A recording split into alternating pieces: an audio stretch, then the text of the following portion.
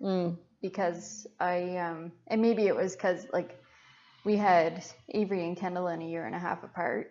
So when Avery was getting into the terrible twos, Kendall was born. Yeah. And I was exhausted. Oh my God, I was so tired, and she did not sleep, and she ate every 2 hours from the time she was born until she was like a year old. So I suffered from postpartum depression. So I always felt. What was that like? Was it like normal depression? I wouldn't say it was like an extreme case or anything. Like it was,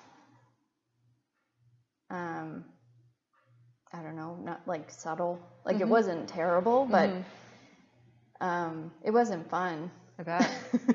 I didn't want to kill myself or anything. Like I didn't have suicidal thoughts.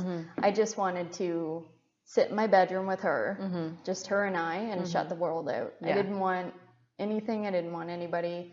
And when we would go somewhere, like whether it was at a friend's house or like a family get together or anything, it didn't matter where it was. If she needed to eat, I couldn't wait to feed her. Like I was thankful that I was breastfeeding so that I could get away from everybody. Yeah. Because I didn't have energy. I didn't have the energy to pretend that everything was perfect and to just be happy, and like I just wanted to shut everybody out, live in my own little world with her as a baby. And you only experienced it with the one? Yeah. Yeah. And I think most of it was because I was so exhausted because she was up through the night. Yeah. And then Avery would be up at 4:00 the next morning. Yeah. And speaking of parent guilt, like we had talked about this last week, but he'd get up at 4 a.m. We'd turn the TV on and like for the rest of the morning because I couldn't do it otherwise. There's no way. And he was great. Like he was such a good kid that way that he would just sit and watch TV. Her, on the other hand, hated TV. Like it wasn't until she was probably 5 that she would actually sit and watch a show. Yeah.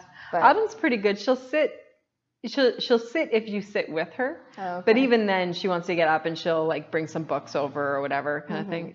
I gotta say, she's a pretty easy kid. We're very fortunate. Yeah. But yeah, I mean, I think about my parents, like, well, Dad, oh my gosh, I have to tell this one quick story. So, I had, the Autumn House art auction was last weekend. And, we were setting up on Saturday morning. And so Mom was busy and my sister was busy and I really wanted to go and help. So, I called Mom before I knew she was busy. I called to ask her if she could watch Autumn for a couple hours, if I could just drop her off for a couple hours. And Mom said, no, but your father will be here. And I said, okay, sure. And I kind of laughed because he's never looked after her on his own. Right. And so he had had a cold, so he wasn't really feeling great anyways. So he wasn't sure if he would pass it on to her. And I think there was a little bit of that concern. I also think that was a little bit of an excuse maybe to hope not to. Anyways, she takes the phone into the room where he is. And I could just hear her say, Bill, do you think you can watch Autumn for a couple hours in the morning? And I'm sorry, Dad. But I heard him go, I can't even say it without giggling. I heard him go, do you think I can do it?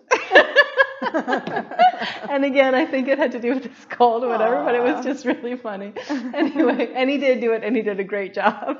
But where was I going before that? I don't even remember. I got sidetracked.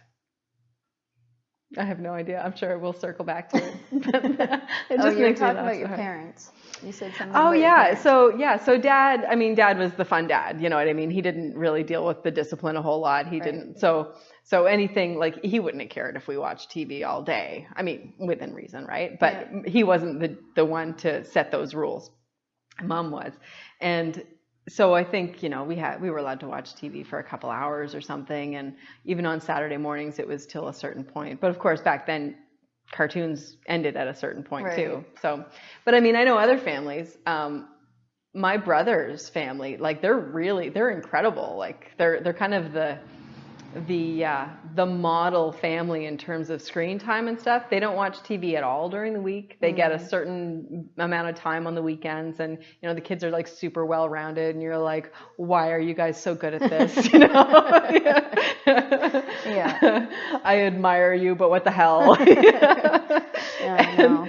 And but like, you know, it's a struggle. Like, is it okay? Is it not okay? I think it's okay to let her watch TV, you know. But my brother's like that too. He they're very outdoorsy, and him and his ex-wife always owned large property. So the kids, and they had like horses and dogs and lots of animals and stuff. So it was nothing for them to spend the whole evening outside, like tending to the animals and stuff. So the kids grew up being outside, and they're really good at creating their own fun. Like they have huge imaginations, so they'll go outside and be like, yeah, let's take this sled and we're gonna build a ramp up here and we're gonna sled down and then we're gonna do this. Like they get it from my brother. He's so good at stuff like that. But you feel that guilt because like my kids were little and we live in town and we have like a quarter of an acre and I'm like, I don't want to go outside. And I like outside. I like being outside, but not every day. No. And you know, I mean, if you're the kind of person who has a big property, not that that's a kind of person, but if you have a big property and you know you like to be outdoors, then that's great. I think if I had horses, I'd probably be outside a little bit, but I don't know. It's just it's hard not to compare yourself. It is. I mean, in any realm of life, really. Yeah. But definitely with the parenting thing. And it's hard not to wonder what people think of you too. And I guess actually we probably wouldn't compare ourselves at all if we didn't care what people thought. No, I know. Really? Yeah. I mean, like, I know Autumn is a very healthy, very happy, really well-rounded kid. I know she gets lots of socializing at school. This is another one. I know she eats well at school. So if she wants to have oatmeal for supper, I'm okay with that. I mean, I do try to feed her a well-balanced diet, and she always gets a great breakfast. But my go-to in my head is if she won't eat supper, or if she, you know, just wants oatmeal. Actually, these days she asks for oatmeal and then won't eat it. But I know she's well cared for during the day when somebody else is doing it, you know? We were like that when the kids were in daycare. We had this one sitter in particular when Avery was in school. Kendallin wasn't yet. And we didn't have Penny.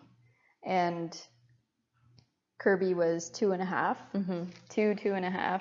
And I was like, I really don't want to do potty training. So the sitter was like, oh, I got it. So she trained her. Nice. And yeah, the same thing. Like I know that they're getting good meals at daycare and Avery, like we pack a lunch for them. And so yeah, like cereal for supper was it's not a staple. Right? And like, you know what, honestly, potty training did not even cross my mind until her daycare teacher started saying, oh yeah, she's gone to the potty a couple times. I'm like, oh, I should probably pick up a potty. Though. Oh no, they're amazing. And it's because of her interest there that she now wants to do it at home. I really rarely ever ask her to or anything, you know. Well, I have to plug the Y every time they come up in conversation because they're so wonderful. They're so wonderful. Well, with Avery, I had found this website online when I was pregnant, when I just got pregnant, and it was called Baby Zone. And then they had this forum, and it had a group of women who were all due in the same month. Okay. So you became part of this group of women. So you chat, like it's just like a forum, and you chat, and like someone would post a topic and then everybody would comment on it. And so you kind of get to know these people, and then it's been 13 years, almost 14 years that we've all hung around online. And we're all still, like, I think there's 60 of us still in the group. Wow. That's cool. But Yeah, it's nice. It's really nice because it's like a sounding board. You just kind of say like, I'm feeling this, or my kid's doing this, and is this normal? And everybody's like, oh yeah, you got this. You're a great mom. Yeah. And they're really supportive. Yeah. But what I was going to say is they're all the same age, so you kind of expect them all to do the same things at the same age. So when they started potty training their kids, I thought I had to force Avery to start potty training. Yeah. So like my sister's kids all started at 18 months. And so I was like, oh, well, my kid's going to be the same. Right. But kids don't do well if they're forced to potty train. And it actually kind of prolongs it. So I started trying, and there would be pee everywhere. And then we gave up for a while, and Kirby was born when he was a year and a half. And so when she was about 6 months old, we put her on the potty. At 6 months? Yes. Wow. And then Alex put her on the potty. I poured water into the potty without Avery noticing. And then we took her off and said, oh, Kirby, good job. That was like, so great. And then after that day, Avery was potty trained. Nice. Because he's so competitive. Yeah, that's good. It worked really well. I was freaked out for me. Like at 6 months, she was potty training? What the hell? No.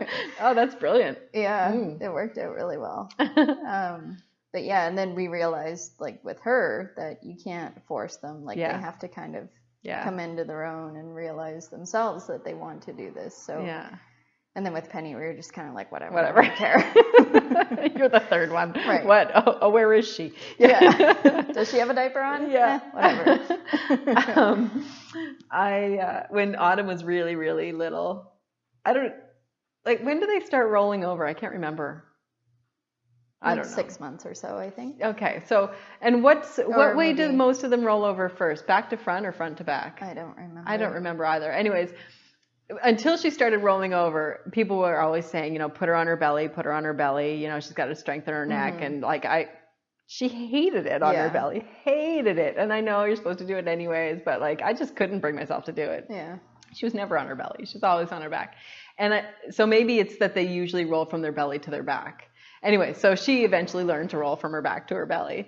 And I just remember thinking, oh my gosh, I should have her on her tummy more often. And then when she started rolling, I was all excited. And then people were like, oh, it's usually the other way first. I was like, oh my gosh, what did I do wrong? and they say, oh, it'll strengthen her neck if she's on her tummy and stuff. And somebody even said to me oh, it could have repercussions later or whatever. And I remember thinking, seriously? She's going to be able to hold up her head no matter what. And she's a perfectly fine, well-functioning young person. And in the now. moment, I remember with Avery timing how long he was on his stomach. Right? Because they say, he should be on his stomach for 10 minutes every day or something like that. Yeah. And I would time it. Yeah. And force him. Well, he because cried. I was there's going to be something wrong with him if he doesn't. Oh, it's ridiculous. It is now, ridiculous. Looking back, it doesn't matter. And it's such a blessing to have so much information at your fingertips, right? It is, but it's also a burden. It is a burden because there are so many shoulds and so many the average child and so many whatever. Yeah. And actually when I was pregnant, I was obsessive about online information. I could not stop reading about everything, all the signs, all the symptoms. I think I was looking for indications of labor at 4 months because I was so friggin' excited. And I think I read the same articles 50 times, over and over and over, especially once it got near the end. But and of course it never is anything like what you read about. No. None of it was how. Well, I say that Avery was definitely not. Kendallin was the perfect labor. Really? Absolutely perfect. Yeah. Yeah. No. And then Penny was just fast and furious. Yeah. Which is that not perfect? Really. Well, it was painful though. Yeah. Super painful. Yeah. But, yeah. It's crazy. But all different. They say you never know pain until you know labor pain. And I would say that's accurate. Mm-hmm. Well, within reason, I'm sure there are people who go through some horrendous things, but man, man. Man, oh man. Yeah. Autumn lasted, the actual labor was 4 hours. And then I was induced because there was, I think my fluid